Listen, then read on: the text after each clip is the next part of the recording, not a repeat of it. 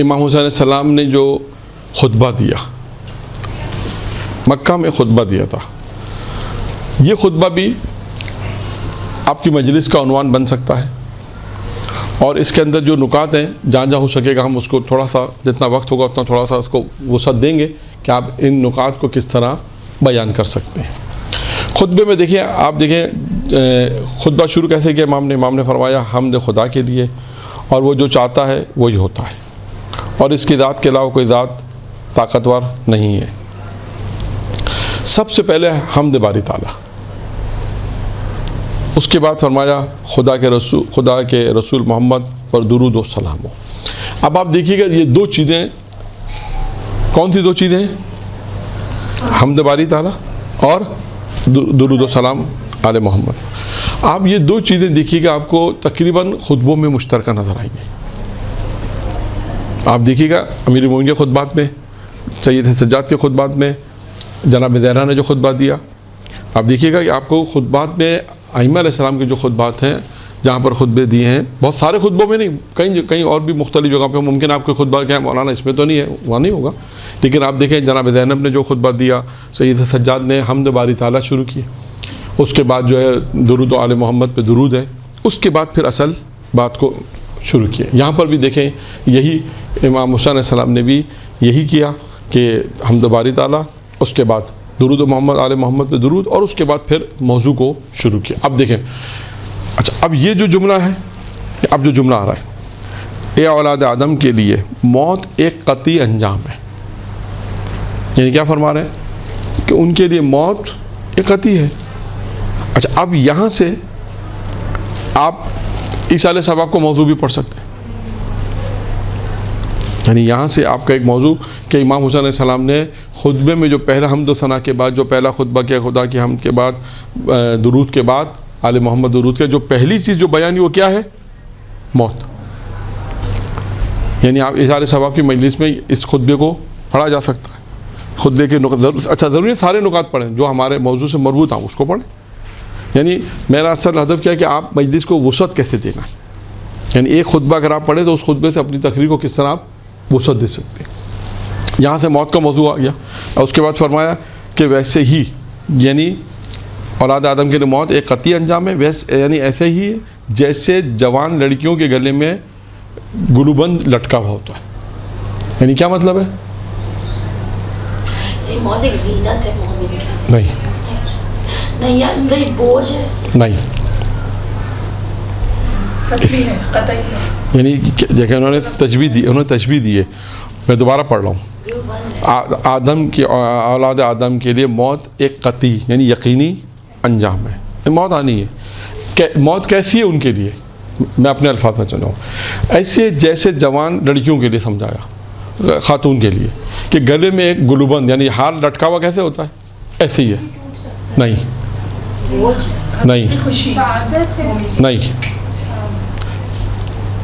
جو میں سمجھا وہ بیان، جدا نہیں ہوتا، یعنی موت بھی انسان سے یعنی اسی طرح موت بھی انسان سے جدا نہیں ہوگی، جیسے گلے کا ہار خاتون سے جدا نہیں ہوتا، یعنی اس کے لیے ہمیشہ اس کے گلے میں رہتا ہے، تو کہا موت بھی ایسے ہی ہے، انسان سے کبھی جدا نہیں ہوگی۔ یہ تشبیہ دی امام نے سمجھانے کے لیے۔ اب آپ اس کو کتنا پھیلا سکتے ہیں اپنی تقریر میں کہ امام حسین علیہ السلام نے موت کو تشبیہ کس طرح دی ہے کہ خاتون کے گلے میں ایک ہار ہے، اور ہار ہمیشہ گلے میں رہتا ہے، ایک زینت کے طور پہ رہتا ہے۔ اب آپ اس کو زینت کے، یا جہاں میں جو سمجھا وہ یہی ہے کہ جیسے ہار جدا نہیں ہوتا، انسان سے موت بھی جدا، شروع میں انہوں نے کہہ بھی دیا قطعی ہے، یقینی ہے، موت یقینی، موت آئے گی۔ اس کی مثال انہوں نے اس طرح ایک مثال دے کے، ایک تشبیہ دے کے سمجھایا کہ اس طرح ہے۔ پھر اس کا فرمایا کہ مجھے اپنے اسلاف یعنی جو جا چکے ہیں، یعنی میرے والد، میری والدہ، یعنی اسلاف یعنی وہ لوگ جو گزر گئے، مجھے اپنے اسلاف سے ملنے کا ویسا ہی اشتیاق ہے جیسے یعقوب کو یوسف سے ملنے کا تھا۔ خود یہ ایک موضوع ہو گیا۔ اب جب یہاں پر آپ پہنچے تو کیا کریں؟ اب آپ یہاں اس جملے پہنچے آپ کو کیا کام کرنا پڑے گا؟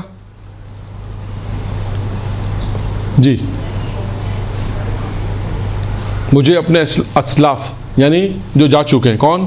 والد، والدہ، بھائی، نانا سے ملنے کا اشتیاق ہے، ویسے اشتیاق ہے، یعنی مجھے اپنے جو میرے گزر گئے ہیں افراد ان سے مجھے ملنے کا نہیں اشتیاق یعنی دیکھ شوق ہے، مجھے شوق ہے، یعنی مجھے ان سے ملنے کا ایسا ہی شوق ہے جیسے یعقوب کو یوسف سے ملنے کا شوق تھا۔ اب یہاں سے آپ اپنی تقریر کو کیسے بڑھا سکتی ہیں؟ کہاں جائیں گی؟ جناب یعقوب و یوسف کے حالات بیان کریں، یعنی یہاں سے جو تشبیہ، یہاں یہ بھی تشبیہ ہے کہ مجھے اپنے یعنی جو میرے یعنی جو میرے خاندان یعنی والد والدہ اسلاف کہتے ہیں وہ افراد جو گزر گئے، ٹھیک ہے، ان سے ملنے کا مجھے اشتیاق ہے۔ اور یہ اشتیاق کیسا ہے؟ یہ اشتیاق ایسا یعنی ایسا اشتیاق ہے جیسے یعقوب کو یوسف سے ملنے کا اشتیاق تھا، یعنی اس میں بے قرار تھے، یعنی روتے تھے ان کے گریہ۔ یعنی اب اس کو دیکھ، اب آپ یہاں سے ایک موضوع کیا ہے، یعقوب و جناب یوسف کی جو داستان ہے اس کو بیان کر سکتے ہیں کہ جناب یعقوب کا یوسف سے کس طرح ان کی بے قراری تھی، کس طرح وہ جدا ہوئے، جدا ہونے کی پوری کہانی پیش ہو سکتی ہے۔ پھر اس کے بعد وہ کس طرح ان کے یاد میں روتے تھے، کس طرح ان کی جدائی میں روتے تھے، جبکہ وہ نبی تھے اور اس کے باوجود بھی وہ اپنے بیٹے سے ملنے کے میں بہت زیادہ اشتیاق تھا، ملنے کا بے پناہ بے قراری تھی جسے ہم کہہ سکتے ہیں، ٹھیک ہے نا۔ تو اب یہاں سے یہ موضوع تھوڑا وہاں پر بھی جا سکتا ہے۔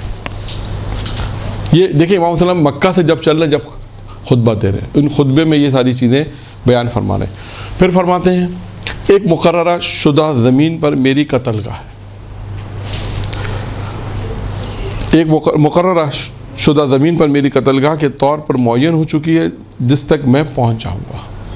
یہ ہے 5واں جملہ، یعنی امام کیا فرما رہے ہیں کہ یہ ایک خداوند متعال نے ایک جگہ کا تعین شدہ ایک قبر ہے، ایک مقام ہے کہ جہاں پر میری قبر بنے گی اور میں وہاں پر پہنچ جاؤں گا۔ وہ جگہ بھی تعین شدہ جگہ ہے جو میری قتل گاہ ہوگی اور میں وہاں پر پہنچ جاؤں گا۔ اب یہاں سے آپ اپنے ایک موضوع کو پھر میں آپ کو بتاؤں، یہاں سے موضوع کیسے بڑھے گا؟ اگر آپ کو مجلس دیکھیں یہ خطبہ ہے نا، اس خطبے کو آپ کو میں نے ساتھ ساتھ آپ کو یہ بھی بتانا ہے کہ اس خطبے میں کہاں ہے کہ آپ اپنی مجلس کو وسعت دے سکتے ہیں۔ ہاں یہ کربلا کا بیک گراؤنڈ آ سکتا ہے، ہاں ہاں ہاں فضیلت آ سکتی ہے۔ اب یہ کر آپ اس جملے سے آپ زمین کربلا پہ جائیں، زمین کربلا کی فضیلت، انبیاء کا گزرنا، امیر المومنین کا وہاں پہ گزرنا، گریہ کرنا، ساری چیزیں نا وہ۔ پھر اس کے بعد اگر آپ کو موقع ملے تو کتاب ہے میں خیال ہے ثمرۃ الحیات میں ہے، یا ملے گا آپ کو خصائص الحسینیہ میں، جہاں تک مجھے یاد ہے خصائص الحسینیہ میں ملے گا، 2 جلدی کتاب ہے امام حسین کی جس میں خصوصیات بیان کی گئی ہے، زمین کربلا اور زمین کعبہ کی گفتگو، کمپیریزن گفتگو ہے، اگر آپ کو مل جائے تو وہ بھی پڑھی جا سکتی ہے۔ یہ شستری صاحب کی ہے نا، ہاں خصائص الحسین، امام حسین صاحب کی خصوصیت جس سے خصائص الحسینیہ ہے، غالباً اسی میں ملے گا آپ کو۔ تو اب کیونکہ دیکھیں تقریر جو لوگ، کیونکہ آپ مجلس سے پڑھتے ہیں اس سے میں آپ کو جگہ جگہ پہ روک کے بتا رہا ہوں، کیونکہ اصل چیز کیا ہے کہ آپ کو مجلس بڑھانا آنی چاہیے۔ وہ کون سے نکات ہیں جہاں سے ہم اپنی مجلس کو بڑھا سکتے ہیں، آگے بڑھا سکتے ہیں، یہ وہ نکات ہیں جہاں سے آپ اپنی مجلس میں وسعت پیدا کر سکتے ہیں۔ اب زمین کربلا کا ذکر آیا تو یہاں سے زمین کربلا کا بیک گراؤنڈ بیان کیا جا سکتا ہے، وہاں زمین کربلا کی جو فضیلت ہے، خاک کربلا کے جو فضائل ہے، کربلا کی جو فضیلت ہے، وہاں سے ایک موضوع کو آپ بیان کر سکتے ہیں، ٹھیک ہے۔ پھر اس کے بعد گویا میں دیکھ رہا ہوں کہ نوادیس اور کربلا کے درمیان کی زمین میں جنگلی بھیڑیے میرے بدن کے اعضاء نوچ کر ٹکڑے ٹکڑے کر رہے ہیں تاکہ وہ اپنے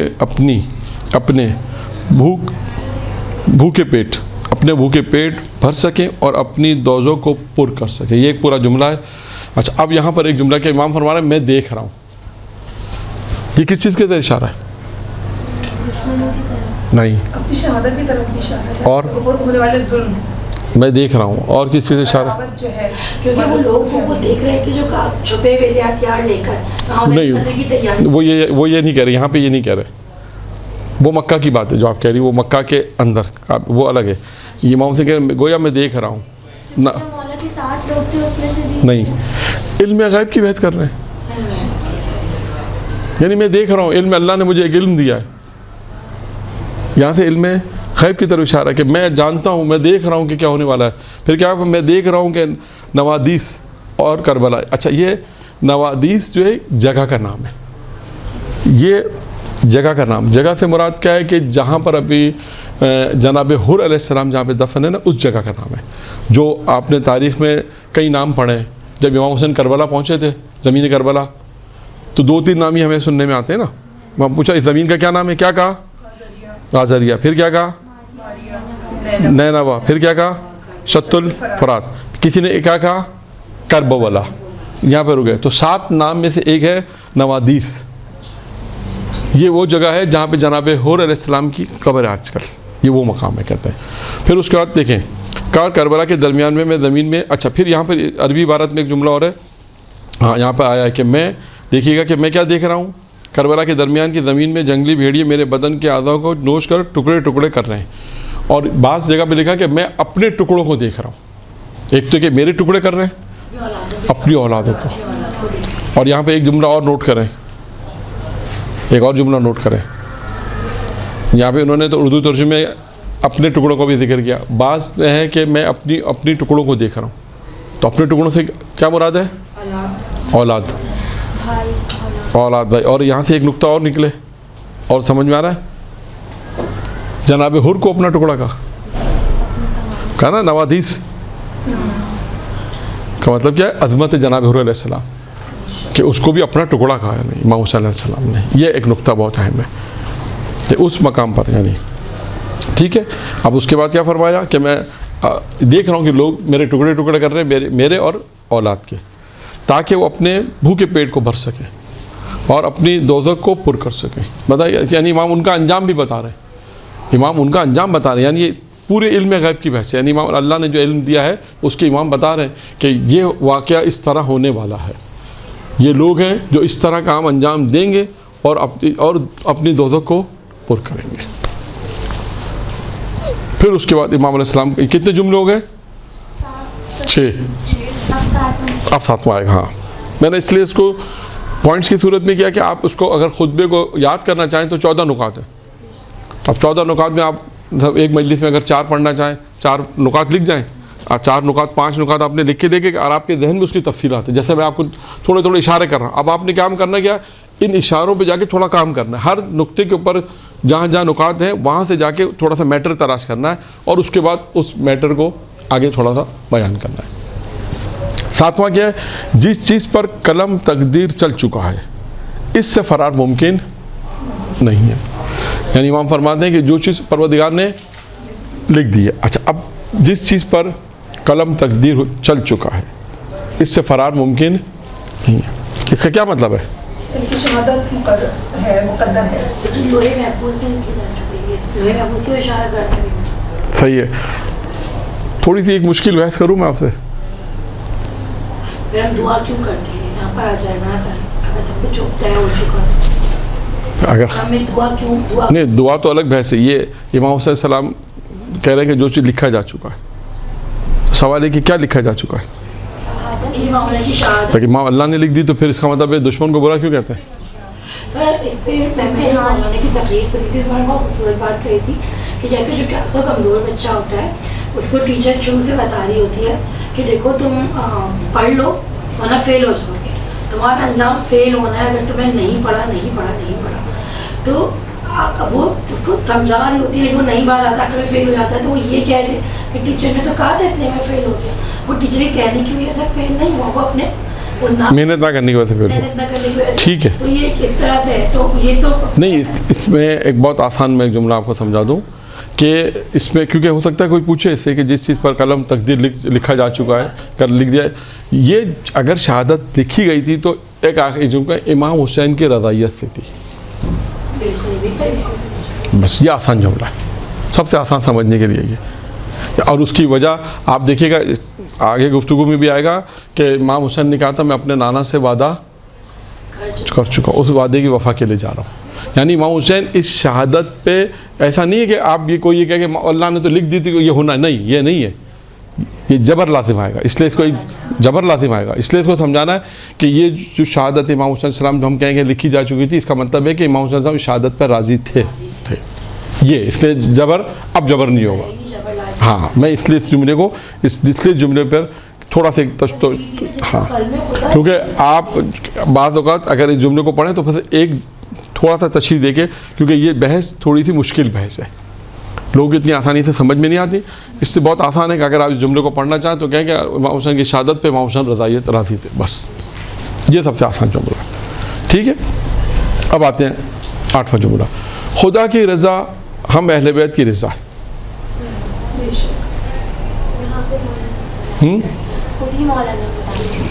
خود ہی مولانا نے کہا کہ خدا کی رضا ہم اہل بیت کی رضا. یعنی اگر آپ اس پہلے والے جملے کی بھی اوپر والے جملے کی تشریح کریں کہ اگر خدا نے چاہا کہ ہماری شہادت ہو تو ہم اس پہ راضی ہیں, اس لیے کہ خدا کی رضا کہ حسین شہید ہو تو ہم بھی اس پہ راضی ہیں, ہم خدا کی رضا پہ راضی ہیں. اب یہ اوپر والے جملے کی بھی تشریح ہو سکتی ہے آرام سے. اگر کوئی اعتراض کرنا چاہے تو کہ امام حسین نے کہا ہم اگر خدا نے چاہا, البتہ اس میں ہم جواب یہ کہتے ہیں کہ یہ شہادت امام حسین علیہ السلام کی رضائیت سے ہے, اور امام حسین نے خود کہا کہ خدا کی رضا ہم اہل بیت کی رضا ہے. اچھا, اب یہاں پر کوئی واقعہ آ رہا ہے آپ کو جو ذہن نشین ہو یہاں پہ کہ اللہ کی رضا, خدا کی رضا اہل بیت کی رضا ہے, خدا کی رضا اہل بیت کی رضا پر کوئی آپ کے ذہن میں کوئی واقعہ ہے؟ انشاءاللہ سورہ دہر میں جو تذکرہ ہوا ہے جب اہل بیت علیہ السلام نے روزانہ روٹیاں دی, وہ انفاق ہے, وہ صحیح ہے. اور اس کے علاوہ خدا کی رضا ہم اہل بیت کی رضا ہے. 5ویں امام کا واقعہ ہے, چلے میں نے نام بتا دیا. 5ویں امام کے نام ہے ذہن میں آ رہا ہے کہ 5ویں امام کا واقعہ؟ 5ویں امام کی جابر ابن عبداللہ انصاری سے ملاقات ذہن میں ہے ذہن میں کیا ملاقات ہے؟ سر بہت چھوٹے تھے امام جعفر صادق علیہ نہیں, 5ویں امام جابر ابن عبداللہ انصاری مدینے آئے تھے تو دیکھا کہ ایک چھوٹا سا بچہ دروازے پر آیا اور اس کو انہوں نے پیار کیا اور کہا کہ تمہارے جد نے کہا تھا کہ تمہیں میرا فرزند ملے گا, ملاقات ہوگی, اس کو میرا سلام کیا. ٹھیک ہے, یہ تو اس میں رضائیت کہاں ہے؟ خدا کی رضا میں اہل بیت کی رضا, اس میں رضا کہاں ہے؟ وہ تو کہا تھا 5ویں امام نے, پیغمبر نے کہا تھا جابر سے تم میرے 5ویں بیٹے سے ملاقات کرو گے, اس کو میرا سلام دینا, وہ دے دیا انہوں نے سلام. تو اس میں رضائیت کہاں ہے؟ جابر جب بیمار ہوئے تھے, شاید آخری وقت تھا, تو 5ویں امام ملاقات کے لیے گئے تھے.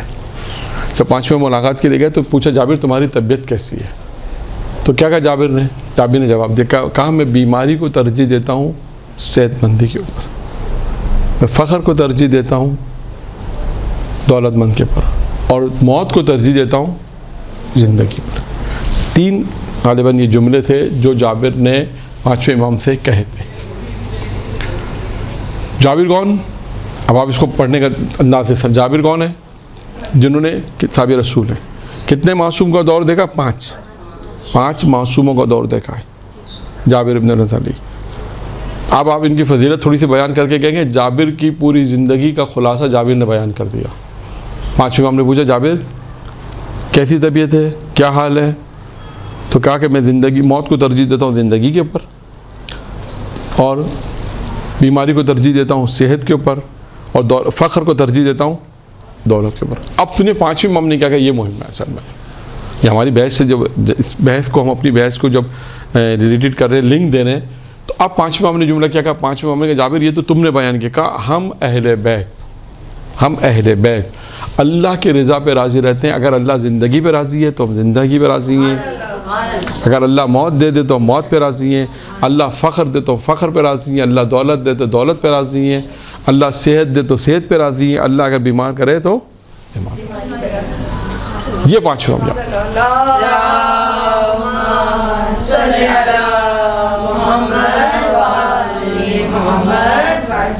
تو اب آپ کو کیا کرنا ہے یہاں پر؟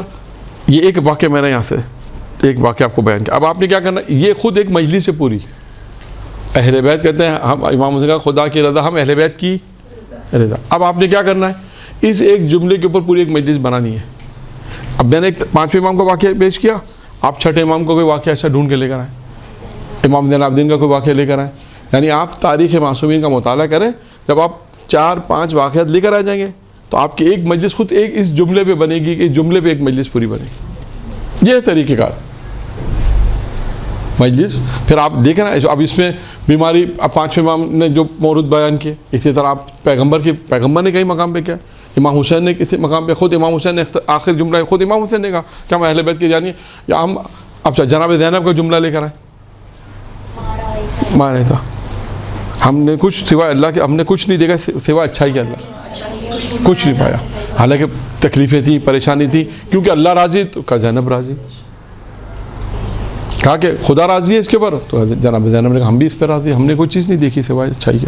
तो अब क्या चीज़ है, अब आपने क्या काम कर, इस एक जुमले को, फिर कुरान की आयत भी ले आइए इसके साथ साथ, अइम्मा के वाक़यात लाइए, एक दो आयत भी लेकर आ जाइए, फिर एक दो कौल मासूम भी साथ लेकर आइए कि जो अल्लाह के रज़ा पे राज़ी रहता है उसका क्या अजर व सवाब है, जो अल्लाह की रज़ा पे अजर रहता है, इसका जो अल्लाह की रज़ा पे अहले बैत हैं हम राज़ी हैं, अगर कोई अल्लाह की रज़ा पे राज़ी है तो उसका अजर सवाब लाएँ, उसके वाक़यात लेकर आएँ। अब कितने वाक़यात आपको और भी बहुत से मिल जाएंगे मासूमीन के लेकर आएँ, उसके बाद आयत कुरानी और आपकी मजलिस इख्तिताम हो जाए। तो इमाम हुसैन अलैहिस्सलाम के इस खुतबे से हम कितने वसअत। अच्छा, और आगे आइए, 9, हम इसकी जानिब से आने वाली मुसीबतों पर सब्र करते हैं।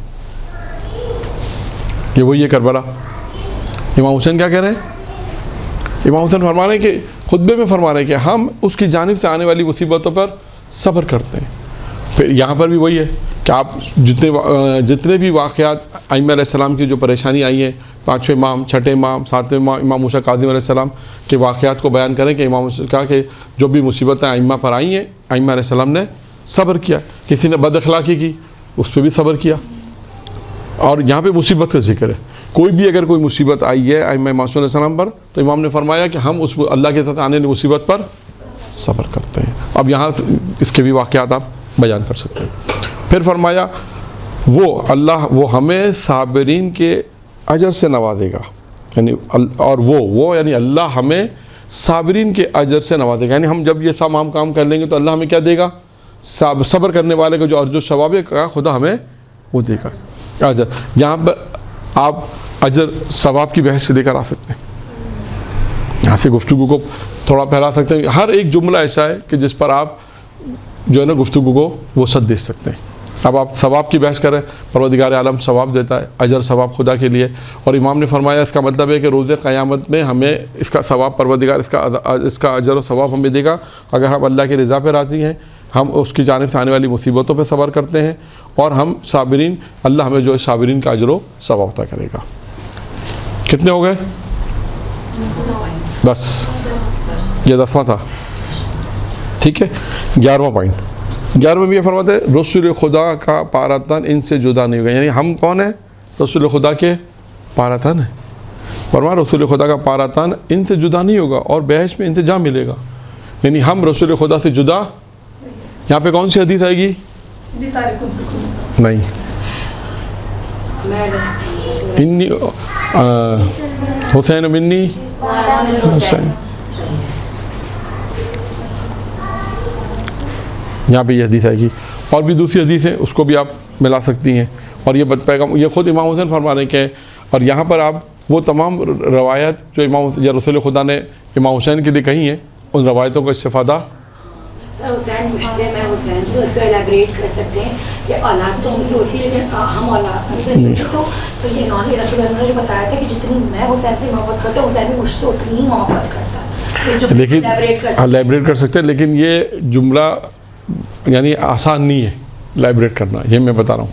आप इस जुमले में खुतबा को सुने, खुतबा ने इसकी तशरीह की, बाद लोगों ने अब मुख्तलिफ तशरीह की, कोई ज़रूरी नहीं कोई कहेगा ये तशरीह यही आखिर है, ऐसा नहीं है।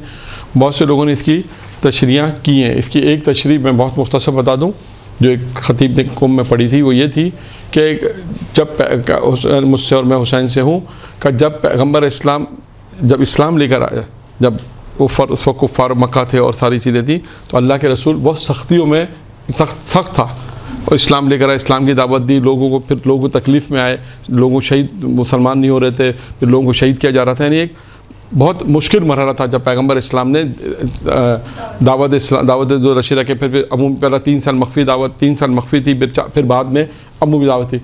तो कहा कि हालात उस वक्त बहुत मुश्किल थे। कब बिल्कुल हुसैन मुझसे है, हुसैन जब दीन पे जब बुरा वक्त पड़ा तो इमाम हुसैन ने भी इसी तरह काम किया, कहा हुसैन मुझसे मैं हुसैन से हूँ। جب دین کے لیے جو حرام محمدی کو حرام کیا جا رہا تھا، حرام کو حرام کیا جا رہا تھا، حلال کو حرام کیا جا رہا تھا، تو امام حسین علیہ السلام کھڑے ہوئے، اور وہی صورتحال تھی جو رسول خدا کی صورتحال تھی. جس طرح رسول خدا نے دین اسلام کو پھیلایا، کیا پیغمبر کیا امام حسین نے بھی اسی طرح دین کو بچایا. یہ تشریح دی ہے اس جملے کی. اب لوگوں نے کی تشریح. آپ دیکھیں، اگر اور بھی مطالعہ کریں، اور بھی جو ہے اس کو مطالعہ کریں اور دیکھیں خطبہ نے اس کے اوپر، اس جملے پر کیا کیا. پھر اس کے بعد یہاں پر فرمایا کہ رسول خدا کا پارا تھا ان سے جدا نہیں ہوگا اور بحث میں ہم سے جا ملیں گے، اور جنت کا ذکر. دیکھیں یہاں پر بحث کا ذکر کیا. کیوں؟ کہ اللہ کی راہ میں قربانی دی، اللہ کی راہ میں جہاد کیا، جیسا خدا نے چاہا، اللہ کی رضا پہ راضی رہے. تو یہاں پہ بحث کا ذکر ہے. وہاں پہ جملہ نمبر 6 میں کیا تھا؟ جہنم کا ذکر ہے. کہ وہ دشمن جو امام حسین جو دشمن ہے، کیا کہ وہ اپنی دوزخ کو بھر رہے ہیں. یعنی فرمایا کہ جو اللہ کے جو امامت کو، جو امام کو قتل کرے گا وہ جہنم میں جائے گا. اس کا مطلب یہ کہ امام حسین نے لوگوں کو یہ بھی بتایا کہ اگر تم ہمارے ساتھ رہو، ہمارے راستے پہ رہو گے، آگے آ رہا ہے، آگے آ رہا ہے. وہ بھی اس کا جملہ بھی ایک آگے آ رہا ہے. اور یہی ہے کہ جو بھی امام حسین کے ساتھ ہے وہ بحث میں. یعنی اس سے امام حسین نے یہ بھی بیان کیا کہ آخرت میں بحث ہے. خدا نخواستہ لوگ اس بات کے منکر ہیں کہ آخرت میں کیا ملے گا. نہیں، امام حسین کے ساتھ جو ہوگا وہ بحث میں. پھر امام نے فرمایا وہ ان کی آنکھوں کی روشنی کا باعث ہے. کون؟ یعنی پیغام کا ہم، یعنی یعنی امام نے کہا کہ ہم جو ہیں وہ رسول خدا کی آنکھوں کی روشنی کا باعث ہے اور ان کے وعدے کے وفا ہونے کا سبب ہے. اپنی فضیلت 2 چیزیں بیان کی اس میں. کیا فرمایا کہ وہ یعنی ان کی آنکھوں، یعنی وہ سے مراد رسول خدا کا، ہم ان کی آنکھوں کی روشنی کا باعث ہیں. یعنی رسول خدا کی آنکھیں اگر روشن ہوتی ہیں تو ہماری وجہ سے، جب رسول خدا ہمیں دیکھتے ہیں تو ان کی آنکھیں روشن ہو جاتی ہیں، اور ان کے وعدے وفا ہونے کا سبب بھی بنے گا. یعنی تمام امام حسین السلام کون ہے؟ 2 چیزیں بیان کی. پیغمبر کا جو وعدہ کیا تھا پیغمبر نے، اس وعدے کو پورا کیا امام حسین علیہ السلام نے. اور آنکھوں کی روشنی کی، آنکھوں کی ٹھنڈک بھی جو ہے وہ امام حسین علیہ السلام ہے. ٹھیک ہے. پھر اس کے بعد فرمایا کہ جو کوئی بھی ہماری راہ میں قربانی اور فداکاری کے لیے تیار ہے. اب یہ وہ جملہ جو آپ نے فرمایا، امام نے کیا فرمایا؟ جو کوئی بھی ہماری راہ میں قربانی اور فداکاری کے لیے تیار ہے. ایک جملہ ختم ہو گیا. اور خود کو موت کے لیے تیار کر چکا ہے، وہ اس سفر میں ہمارے ساتھ چلے. یعنی امام حسین نے بالکل اختتام کر دیا، اینڈ کر دیا. جو کوئی بھی ہماری راہ میں قربانی کے لیے فداکاری کے لیے تیار ہے. یعنی امام حسین نے کہا کہ جو کوئی بھی، یعنی جو کوئی بھی خطبہ دے، جو کوئی بھی اگر فداکاری ہمارے یعنی ہماری راہ میں فداکاری ہمارے ساتھ چلنا چاہتا ہے، ہماری راہ میں قربانی اور فداکاری کے لیے تیار ہے، وہ ہمارے ساتھ چلے. اور وہ خود کو موت کے لیے تیار کر چکا. اس کو یعنی یہ نہ سوچے کہ ہمارے ساتھ جانے کا جان بچے گی، بلکہ امام نے بالکل یہاں پہ بھی موت کا ذکر کیا کہ جو ہمارے ساتھ جائے گا وہ یقینی موت اسے ملے گی. اگر کوئی ہماری راہ میں قربانی کا اور ہمارے ساتھ جانے کے فداکاری کے لیے تیار ہے، اور یہ ایک کام دوسرا کیا ہے، وہ خود کو موت کے لیے تیار کر چکا ہے، تو وہ اس سفر میں ہمارے ساتھ چلے، باقی نہ چلے. مثلا باقی نہ چلے. یعنی جو ہے وہ یہی ہے، ہمارے ساتھ جو چلے گا فداکاری کے لیے تیار ہو جائے. جو ہمارے ساتھ چلے گا وہ موت کو اپنے تیار کر چکا ہے، اور وہی ہمارے ساتھ چلے جو موت کو تیار کر چکا ہے. اس کے بعد فرمایا یہاں پہ خطبہ ختم ہو گیا، اور فرمایا کہ میں کل صبح یہاں سے روانہ ہوں گا. یہ خطبہ تھا امام حسین علیہ السلام کا خطبہ تھا جو امام حسین علیہ السلام نے مکہ سے چلتے ہوئے خطبہ دیا.